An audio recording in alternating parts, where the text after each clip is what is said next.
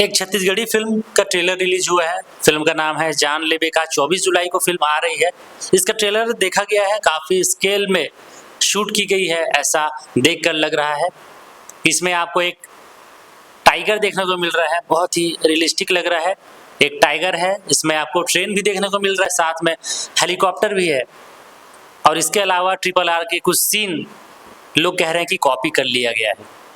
एक सीन जिसमें बात करते हैं, लक्षित झांझी कूदकर लोगों की भीड़ के बीच में आता है, वहां पर लोगों के बीच उलझता है।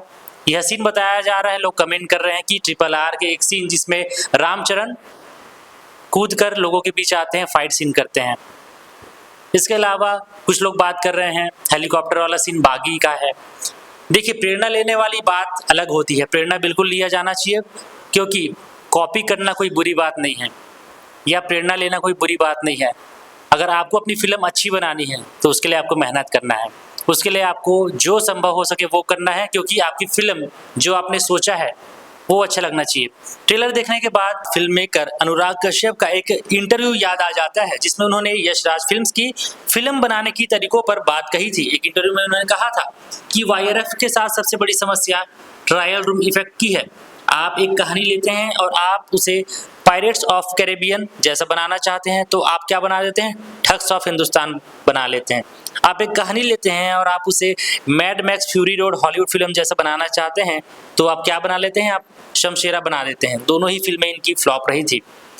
उन्होंने आगे कहा, असली समस्या यह है कि आप कभी भी किसी विचार की मौलिक जड़ पर फिल्म नहीं बनाते, क्योंकि आपके दिमाग में वो सिनेमा ही नहीं है, वो अभी तक बना ही नहीं है। इसलिए आपका पहला रिएक्शन ये होता है कि ये बहुत अच्छा कॉन्सेप्ट है, ये मैड मैक्स जैसा हो सकता है, चलो इसे वैसा ही बनाते हैं। यहाँ पर भी कुछ वैसा ही इफेक्ट ट्रेलर देखने के बाद झलक रहा है। हो सकता है ऐसा ना हो, और ना हो तो बहुत ही ज़्यादा अच्छा होगा, बहुत बेहतर होगा। कई दफ़ा फिल्म मेकर पहले से मौजूद सीन्स, डायलॉग्स, सॉन्ग्स के रेफरेंस लेते हैं ताकि अपनी मौलिक कहानी आइडिया कॉन्सेप्ट पर उसे ढाल सके। कई दफ़ा इसलिए लिया जाता है ताकि वे कैमरा टीम, लाइट वाली टीम, डिज़ाइनर, VFX टीम को बता सकें कि कुछ इस टाइप का सीन हम क्रिएट करना चाह रहे हैं, आप इसमें अपना इनपुट कैसे देंगे। अब यहाँ पर स्टोरी बोर्ड या स्केच पर कितना काम होता है वो हमें पता नहीं। अब इसका एक और उदाहरण लेते हैं। आशिकी 2 के बाद अंकित तिवारी के पास सभी लोग आकर यही बोलते थे कि हमें भी या सुन रहा है ना तू जैसा गाना बनवाना है।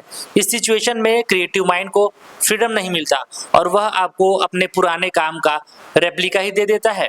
इसका एग्जाम्पल ऐसे समझिए कि जब शोले हिट हुई तो रमेश सिप्पी ने बिल्कुल सेम फॉर्मूला पर शान फिल्म बना दी, किसी नए कॉन्सेप्ट पर ध्यान नहीं दिया। पहले फिल्म में विलन पत्थर पहाड़ों के बीच छुपा होता है और दूसरे फिल्म में विलन मगरमच्छ और शार्क्स के बीच छुपा होता है। तो इतनी लंबी बात का अर्थ यही है कि पहले से चल चुके शॉर्ट्स सीन्स को फिल्म मेकर रिक्रिएट करते हैं ताकि उनकी फिल्म कम से कम खराब तो ना बने।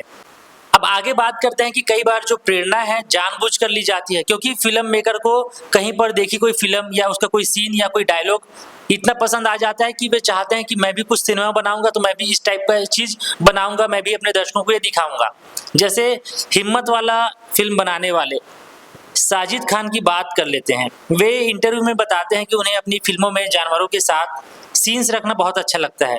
हाउसफुल 1 में वे अक्षय और बंदर के बीच थप्पड़ वाला सीन रखते हैं, तो हाउसफुल 2 में सांप और मगरमच्छ को दिखाते हैं। वे ये भी बताते हैं कि जितेंद्र की हिम्मत वाला उन्हें बहुत पसंद थी, इसलिए वे उस फिल्म को अपने स्टाइल से बनाना चाहते थे और उन्होंने हिम्मत वाला अजय देवगन के साथ बनाया और उसका हश्र क्या हुआ आज हम सभी को मालूम है। उसमें भी एक टाइगर था। राम गोपाल वर्मा को शोले बहुत पसंद थी, तो उन्होंने राम गोपाल वर्मा की आग बनाकर आग लगा दी थी। तो कॉपी करने या रेफरेंस लेने या प्रेरणा लेने के पीछे कई वजहें हो सकती हैं, पर मकसद यही होता है कि दर्शकों का मनोरंजन हो जाए और निर्देशक अपनी कहानी कह ले। और कुछ हिस्सों में बिजनेस को लेकर भी एक अलग पर्सपेक्टिव, अलग मोटिव रखा जाता है। ओवरऑल बहुत गहरी बातें हैं। खैर, वापस लौटते हैं फिल्म के ट्रेलर पर। लोगों ने जो कमेंट किया RRR वाला, बिल्कुल हो सकता है वो कुछ वैसा ही हो, क्योंकि लक्षित झांझी भी इसमें इंस्पेक्टर हैं और रामचरण इंस्पेक्टर थे। उनके साथ जो उसमें उनके दोस्त थे NTR, जो जंगल से आए थे। इसमें मन कुरैशी को भी दिखाया गया है लंबे बालों के साथ। ट्रेलर देखने के बाद एक चीज़ समझ आता है कि इसमें एक्टिंग काफ़ी इम्प्रूव किया हुआ है एक्टर्स का। जो लीड एक्टर्स हैं, मन कुरैशी हो, लक्षित झांझी हो, काजल सोनबेर, दीक्षा जायसवाल, चारों के जो कैरेक्टर हैं अच्छे से दिख रहे हैं। इसके अलावा गाने, फिल्म का जो टाइटल गाना है वायरल चल रहा है, बहुत ही शानदार ये गाना लगता है। और भी जो गाने हैं ठीक ठाक हैं, तो धीरे धीरे उनकी भी प्रतिक्रिया बढ़ेगी जब लोग बार बार उन्हें सुनेंगे। जब सिनेमा हॉल में बजेगा तो शायद वो लोगों के ज़बान पर चढ़े, लोग उन्हें रिपीट मोड में सुने, हो सकता है।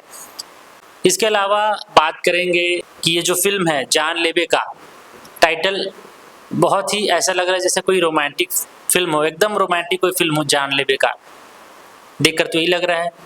लेकिन जब आप फिल्म की ट्रेलर देखेंगे तो फिल्म का जो ट्रेलर है वो कुछ दूसरा बात कह रहा है।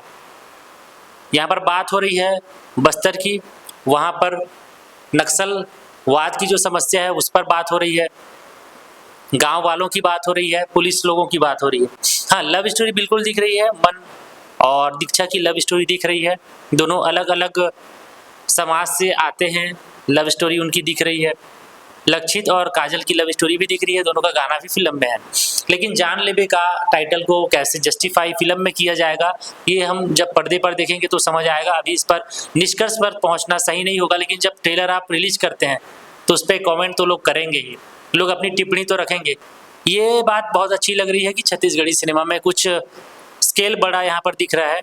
तो ये सारी चीज़ें हैं कि कहीं ना कहीं फिल्म जो मेकर है उसने बनाने की सही कोशिश की है। आलेख चौधरी निर्देशक हैं, सोच उन्होंने रखी होगी अच्छी, तभी वो इस लेवल तक फिल्म को लेकर के आए हैं, प्रोडक्शन सपोर्ट मिला रहा होगा।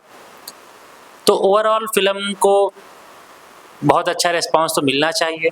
इस नए तरीके की फिल्म को लोगों को सपोर्ट तो करना चाहिए। एक बार जा कर के आप देखेंगे तभी तो आपको समझ आएगा कि क्या खामियां हैं, क्या कमियां हैं, क्या अच्छाई है। तो ओवरऑल जान लेबे का जो ट्रेलर है बहुत ही शानदार लग रहा है। कुछ खामियां हैं उनके नज़रअंदाज करके फिल्म को देखना चाहिए, और देखने के बाद आपको जो नज़र आ रहा है वो क्लियर हो जाएगा। लक्षित की एक फिल्म आई थी, वो भी इंस्पायर्ड थी या कॉपी थी, जैसा आप बोले। गोविंदा की फिल्म शोला और शबनम से इंस्पायर्ड थी, और वो फिल्म बुरी तरीके से फ्लॉप रही थी। तो वो एक अलग तरीके का चीज़ होता है कि फिल्म आपने बना लिया और वो वैसे वर्क नहीं किया। जो आपने सोचा था, क्या आपने उसको एग्जीक्यूट किया है, क्या आपकी प्लानिंग थी बनाने की और क्या आपने बनाया, दोनों मैच खा रहे हैं। इसको डायरेक्टर ही जान पाएगा कि उसने क्या सोचा था और क्या बनाया है। देखकर यही लग रहा है कि कुछ बड़ी बड़ी जो फिल्में पिछले 5-6 सालों में रिलीज हुई है पैन इंडिया, उनके जो टॉप मोस्ट लव्ड सीन लोगों ने पसंद किए थे, उनको एक एक आपने यहाँ पर मिक्सन करके ट्रेलर में तो दिखाया है। अब कहानी में क्या रहेगा, स्टोरी में क्या रहेगी और फिल्म में क्या रहेगा, कैरेक्टर्स के साथ क्या मेल खा रहा है, नहीं खा पा रहा है, ये सोचने वाली बात होगी।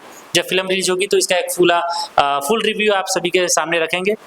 ऐसे ही खबरों के लिए, ऐसे ही रिव्यू के लिए वीडियो को लाइक और शेयर जरूर करें। मिलते हैं नेक्स्ट वीडियो में, तब तक के लिए धन्यवाद, नमस्कार, जय जोहार।